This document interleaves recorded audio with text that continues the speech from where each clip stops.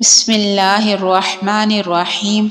السلام علیکم ورحمۃ اللہ وبرکاتہ۔ حضرت ابو ہریرہ رضی اللہ تعالیٰ عنہ سے روایت ہے کہ نبی کریم صلی اللہ علیہ وسلم نے فرمایا، 7 آدمی ایسے ہیں جن کو اللہ اپنے سایہ میں سایہ عطا کرے گا جس دن اس کے علاوہ کوئی سایہ نہ ہوگا۔ ایک عادل بادشاہ، دوسرا وہ جوان جس کی پرورش اللہ کی عبادت میں ہوئی ہو، تیسرا وہ آدمی جس کا دل مساجد میں اٹکا ہوا ہو، چوتھے وہ 2 آدمی جن کی دوستی اللہ کے لیے ہو، اسی پر جمع ہوں اور اسی پر جدا ہوں، پانچواں وہ آدمی جس کو کوئی نسب و جمال والی عورت بلائے برائی کی طرف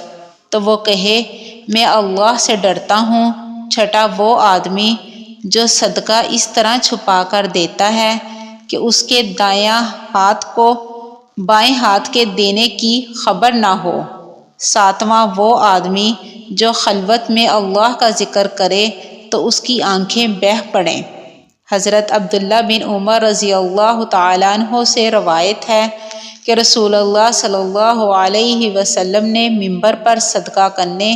اور سوال سے بچنے کا ذکر کرتے ہوئے ارشاد فرمایا، اوپر والا ہاتھ نیچے والے ہاتھ سے بہتر ہے، اور اوپر والا خرچ کرنے والا ہے اور نیچے والا ہاتھ مانگنے والا ہے۔